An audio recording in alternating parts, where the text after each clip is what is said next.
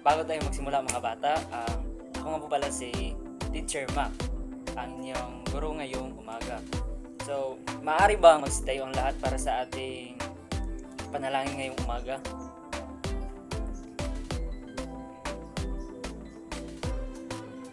Amen. So, magandang umaga mga bata. So, handa na ba kayo sa ating tatalakayin ngayon?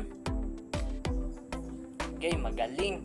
So, bago kayo umupo, maaari nyo bang pulutin ang mga kalat sa ilalim ng inyong lamisa at upuan. At pag maayos na, ay maaari na kayong umupo ng maayos. Okay. Kung tatawagin ko ang inyong pangalan, maaari nyo bang isagot ang inyong paboritong prutas. Okay? Apple. Okay, magaling. Kasi walang lumiban ngayon. Ano kaya ang huli nating tinalakay kahapon?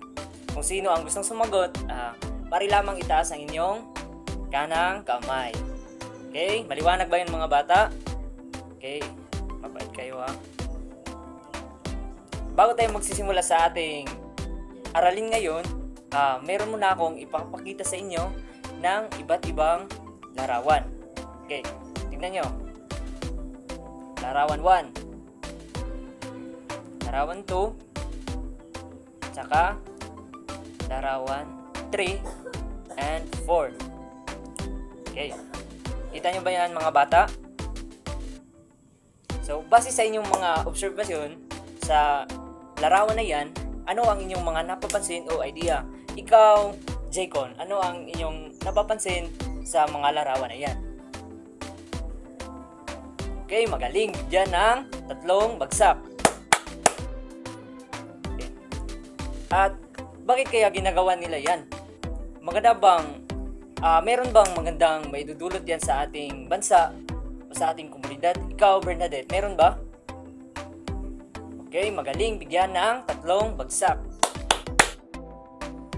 So, ang ating tatalakayin ngayong umaga ay mga gawaing pangkabuhayan sa ating sariling bansa. Bago natin umpisahan, maaari nyo bang basahin ang ating layunin ngayong umaga? Layunin sa ating aralin ngayon?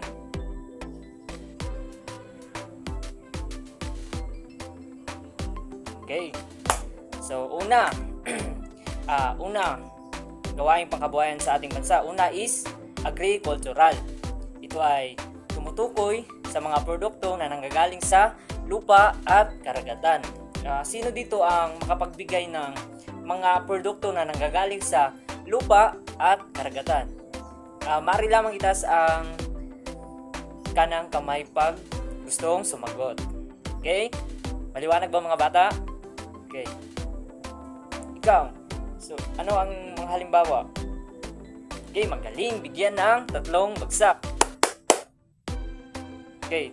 Ang halimbawa ng agricultural ay magtanim ng gulay, prutas, palay, at pag-alaga ng mga hayop, at sa karagatan naman ay ang pangingisda.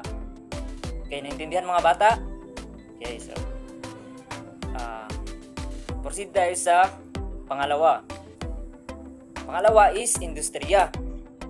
Ito ay tumutukoy sa paggawa ng iba't ibang produkto sa pamamagitan ng paggamit ng mga makina. Sino ang makapagbigay ng halimbawa ng industriya? Ikaw, Rene. Okay, magaling. Ang halimbawa ng produkto ng industriya ay damit, sasakyan, at cellphone at marami pang iba. Okay, naintindihan ba mga bata? Sige. So, pangatlo, paglilingkod. Ito ay tumutukoy sa pagbigay serbisyo, paggagamot, pagtuturo at transportasyon. So, sino dito ang makapagbibigay ng halimbawa ng paglilingkod? Ikaw, Jisabel. Aba, magaling. So, bigyan ang sarili ng 3 bagsak. Okay. Ang halimbawa ng paglilingkod ay puro. doktor, driver, at iba pa. Galing na kayo mga bata. So, ano nga yung tatlong gawaing pangkabuhayan sa ating bansa? Una is agricultural. Okay, number 2, ano nga yun? Industriya, magaling. Pangatlo, paglilingkod. Okay. Bigyan ng 10 bagsak ang mga sarili mga bata kasi naintindihan nyo na ang mga gawaing pangkabuhayan sa ating bansa. Okay, 1, 2, 3, go! 1, 2, 3, 4, 5, 6, 7, 8, 9, 10. Okay. So, sa susunod naman, ano kaya ang magandang contribution sa ating bansa? Ang mga gawaing pangkabuhayan katulad ng agricultural, industriya, at saka paglilingkod. So, una tayo sa agricultural. Ano kaya ang magandang distribution niya sa ating sariling bansa? Nakapagbibigay ng mga pagkain, trabaho, at mga materyales. Mahalaga din ito para sa seguridad sa pagkain ng ekonomiya. Okay, naintindihan mga bata? Susunod ay ang industriya. So, ano kaya ang magandang contribution ng industriya sa ating sariling bansa? Nagproproseso ng maraming materyales, lumilikha ng mga trabaho para sa mga Pilipino, at nagpapataas ng halaga sa pag-unlad ng ating ekonomiya. Okay, naintindihan mga bata? Okay, ang pangatlo, paglilingkod. Ano kaya ang magandang maitutulong ng paglilingkod para sa ating bansa? Sino sa inyo ang gustong sumagot? Maring itaas ang kanang kamay. Ikaw, Rene, again. Ano? Okay, magaling. So, ang paglilingkod ay nagbibigay ng transportasyon, edukasyon, komunikasyon, at iba pang serbisyo para sa ating sariling bansa. Okay. Naintindihan nyo na ba ang mga magandang contribution ng mga gawaing pangkabuhayan para sa ating sariling bansa? Ano nga yun yung tatlo? Una is pangatlo. Okay, magaling. Bigyan ng 10 bagsak ang mga sarili. 1, 2, 3, 4, 5, 6, 7, 8, 9, 10. Okay. Dahil alam nyo na ang magandang contribution ng agricultural, industriya, at paglilingkod, ay aalamin naman natin ang mga halimbawa ng agricultural, industriya, at paglilingkod. Okay. Agricultural. Sino ang makapagbigay ulit ng halimbawa? Ikaw. Sam. Okay, magaling. Bigyan ng 3 bagsak. Okay, ang halimbawa ng agricultural ay karni. Okay, makinig ng maayos. Karni. Galing sa mga hayop katulad ng baboy at saka baka. Okay. At kung gulay naman ay galing sa tanim sa bakuran. Okay, naintindihan mga bata? So, pangalawa, industriya. Sino ang makapagbigay ng halimbawa? Ikaw, Mac. Okay, magaling. Sino pa? Ikaw, Jeromel. Okay, magaling. Ang lahat ng iyong sagot ay tama.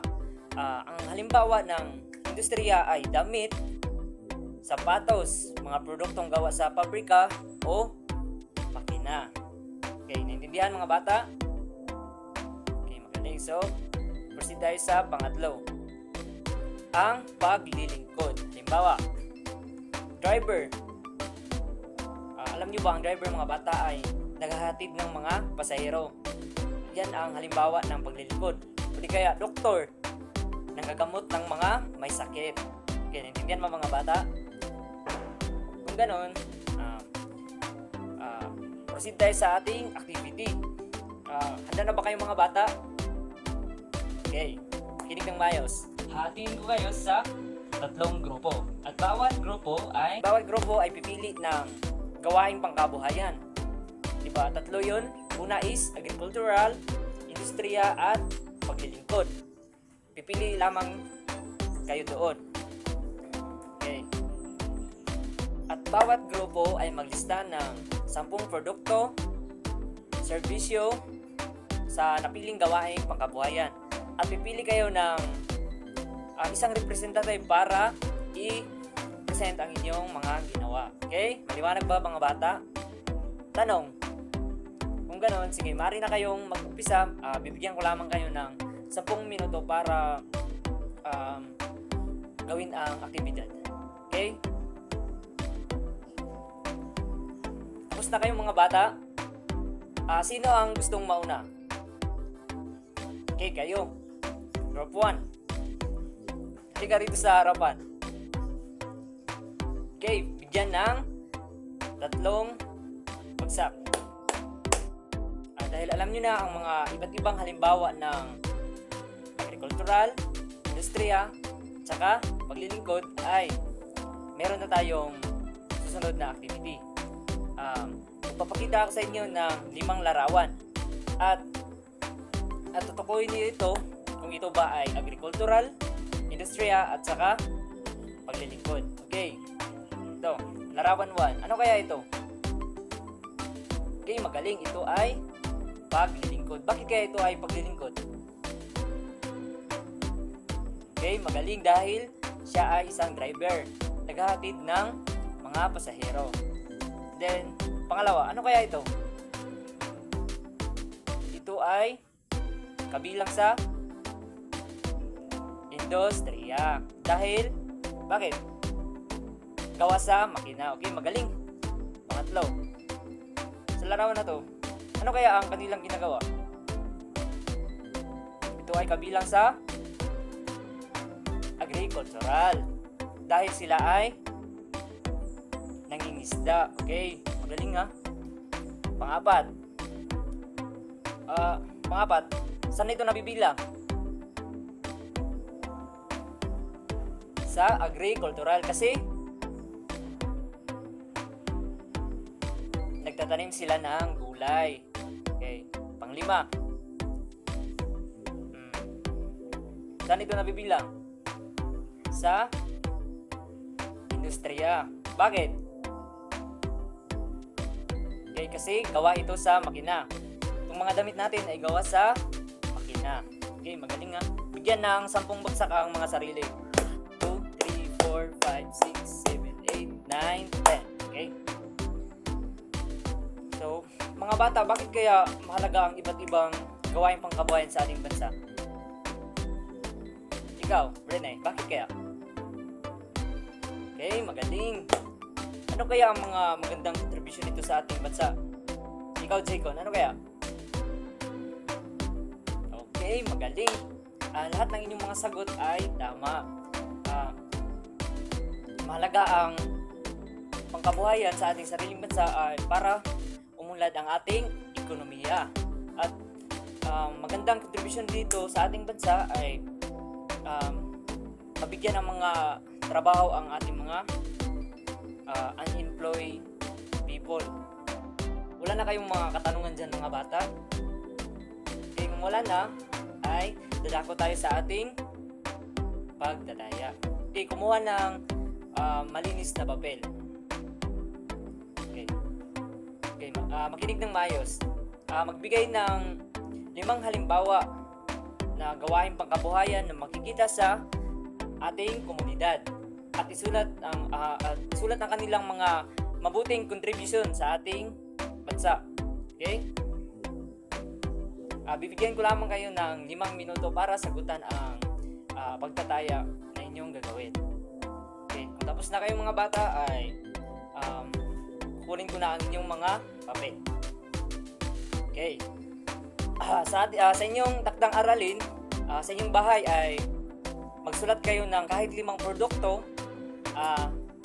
na makikita o gawa sa ating sariling bansa at tukuyin kung saan nanggaling o nagmula ang produktong ito. Halimbawa, karne, nanggaling sa baboy at saka baka. Okay, Okay, naintindihan ba mga bata? Okay, kung gano'n, dito lang nagtatapos ang ating aralin ngayon. At magandang umaga ulit.